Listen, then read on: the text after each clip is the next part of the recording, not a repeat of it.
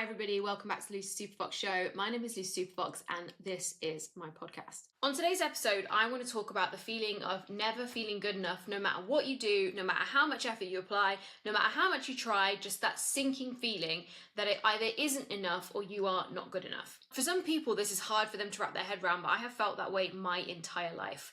Every single time I've been in a room, I've either felt not good enough or I felt like I'm too much, and there was never an in-between. There was never a moment where I thought, yep, job done, I'm satisfied, winner, I've nailed it, until maybe a couple of years ago. And the truth of that was that my nervous system didn't know what feeling good enough felt like. My nervous system didn't know what it felt like to feel safe. And so for me, I had to be always on to the next thing, always striving. And in order to have that energy and that motivation, it's because I had to tell a story that I wasn't good enough. I had to tell a story that there was more to do. I had to tell a story of achievement and ambition in order to keep driving. But the challenge is when we have to keep driving and we have to keep striving, the nervous system has to keep expanding. But for the nervous system to keep expanding, it has to come back to that place of well-being and safety in order to physically expand. So when we haven't created a place of well-being or safety, or in other words, in this podcast, good enough, if we don't know what good enough feels like, we can't expand to great or excellent or amazing. It means that we're always building and creating from an activated state of I'm not good enough.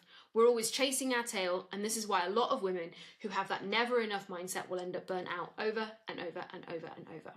So in this episode, I want to talk you through why that happens, what's showing up inside your body when it happens, and ultimately how to break through it so that not only you can finally feel good enough and at rest, but also that it makes sense. My mission in life is to make your emotions make sense to you so that you can create meaningful impact in your life and work.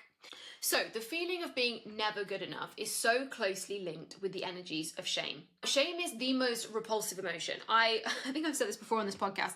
I remember saying to my therapist, why does shame exist? It feels so pointless. It feels so horrendous to feel. And I just feel it all the time without knowing what it was at the time. And she said to me, she was like, because it stops you repeating behaviors that create shame. Which sounds so supportive in theory. Like if you say something unkind to someone and they feel upset, you feel shame, you don't do it again, right? It makes sense. The challenge is when we've grown up in a culture that uses shame to manipulate people, when you arrive at this destination, then you'll be good enough. When you get grade A's, then you'll be good enough. When you make 100 grand a year, then you'll be good enough. And we tell a narrative about what it means to be good enough, and we attach metrics and grades and salary bands and Instagram followers to that meaning being good enough, and you're a literal person like I am, what's going to happen is you are never going to feel good enough, and shame is going to become a chronic state of emotion. Now, when shame becomes a chronic state, we don't even realize it's shame because it becomes so normal and so familiar and so comfortable to our nervous system. It's actually tricky to identify when we're feeling that shame. For me, it always felt like when I knew I'd been triggered by something, when I knew I didn't feel good enough, what would happen is I would then go into an activated state. I would go into a state of proving, of performing, of pleasing, like I'll show them, people underestimate me, I'm off to the next thing, here I go. And I would build and create goals and success and abundance or deliver projects from an energy of trying to prove somebody wrong or trying to prove a point. But what that led to every single time is I was staying in this chronic activated state in my nervous system of fight or flight, of run from this feeling of shame, avoid this feeling of shame, push against this feeling of shame, because when I'm successful, then I won't feel this way. When I make enough money, then I won't feel this way. When I'm thin enough, then I won't feel this way. When I'm loved enough, then I won't feel this way. But when we push against any emotion and make the pushing against energy the driving force, we're actually giving way more energy to the thing, first up. But secondly, what we're doing is making our worth conditional. Because when we use shame as a driver and avoidance of shame as a driver, what we actually do is make our worth and position our worth at the achievement of our goals. And look, you all know that life is not linear. Life is not always a straight line. Achievement of goals doesn't happen for every person in every time. There are lots of Olympians who haven't won the Olympics, right? Because it doesn't happen for us every single time. But if the level and measure of your worth is attached to an outside goal, a metric, a title, a paycheck, an amount of money, a certain type of house, certain type of clothes, a certain weight on the scales, if your worth is attached to that, you are going to feel this deep spiral of shame show up for you. And what you're going to do is do everything you can in your power to avoid it.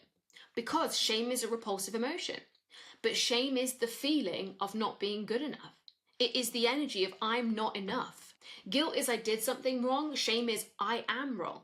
And so when that energy of shame is percolating through your body, you are going to push hard against it and you are going to drive yourself forward. But when that happens, it's actually never going to be enough. It's actually never going to be enough, because at that next goal, there's still going to be this lingering feeling of shame. We don't just make emotions disappear by outside circumstances. This happens a lot with money and safety. We believe that when we hit this certain level of money, then we'll feel safe, then we can chill out, then we can relax. But the truth is that doesn't happen. And it doesn't happen because the dominant emotion is I can't relax, or the dominant belief in the unconscious is I'm not safe, or I'm not good enough. So when those beliefs and by beliefs, I don't mean a thought we think in our head, I mean a feeling that feels true to our body.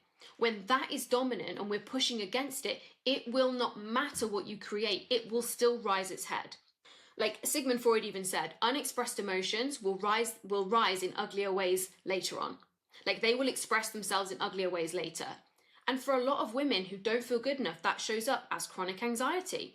It shows up as chronic fatigue syndrome. It shows up as IBS. It shows up in chronic pain, in a body that isn't allowed to express how it really feels, because how it really feels is so repulsive and feels so like, ugh, why would I want to feel shame? Why would I want to feel not good enough?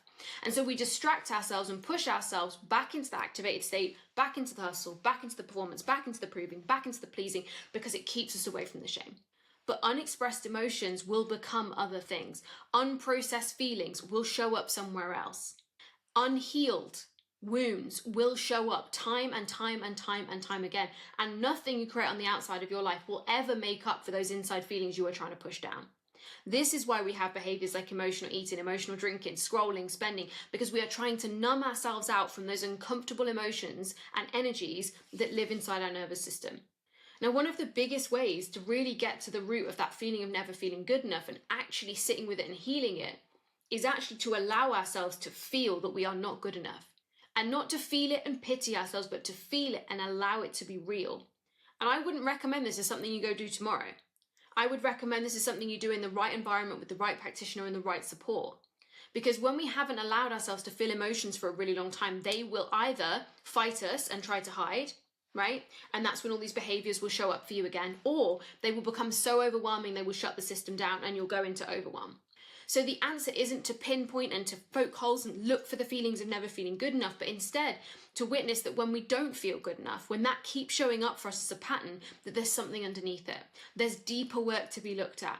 That it isn't about how much money we earn or the house that we live in or the fancy shit, because nothing's going to change when we hit the next level if we don't shift the deep-rooted unconscious belief that we are not good enough, that we are not worthy, that we are not safe.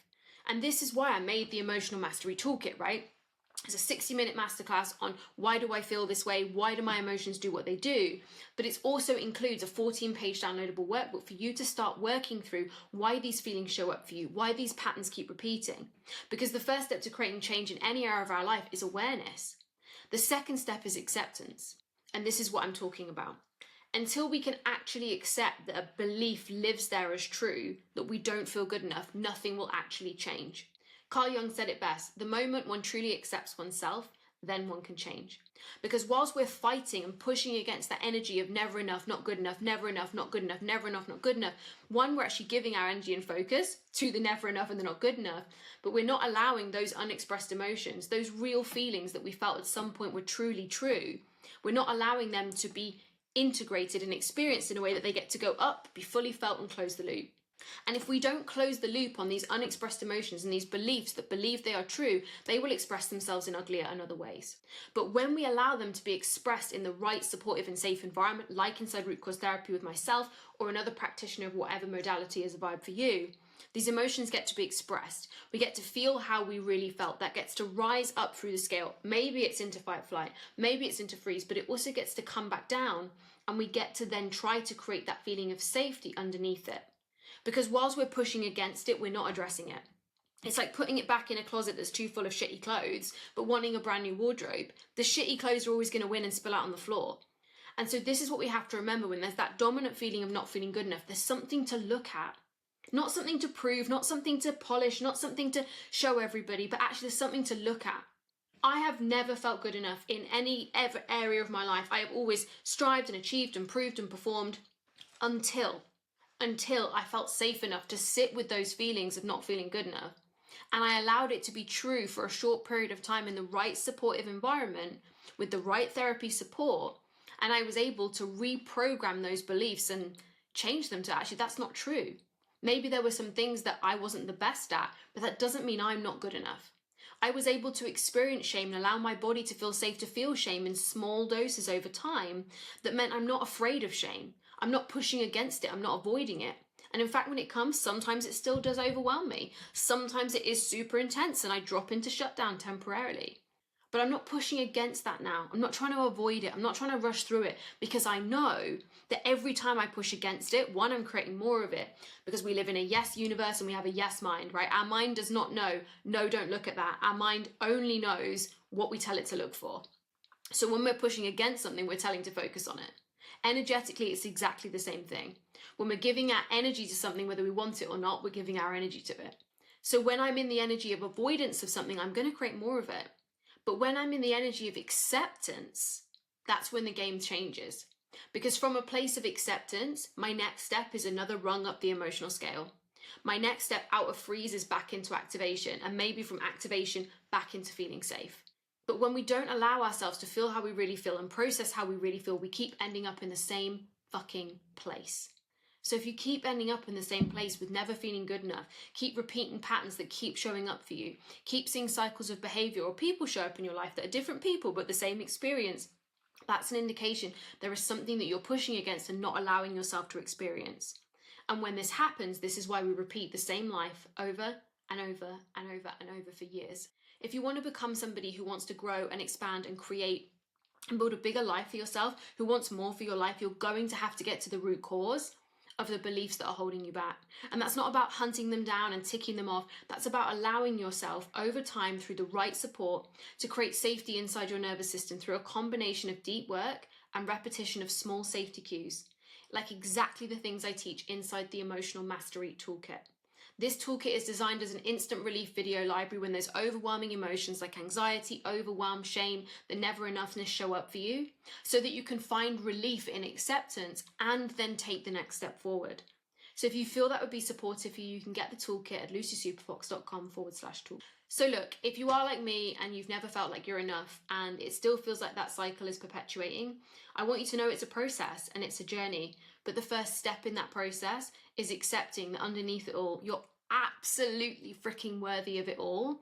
But until you believe that, until your unconscious believes that, until your body knows that is safe, nothing's going to change. Listen, I hope that this episode has been supportive. It's allowed you to feel seen and heard and recognized in my stories and in my truth.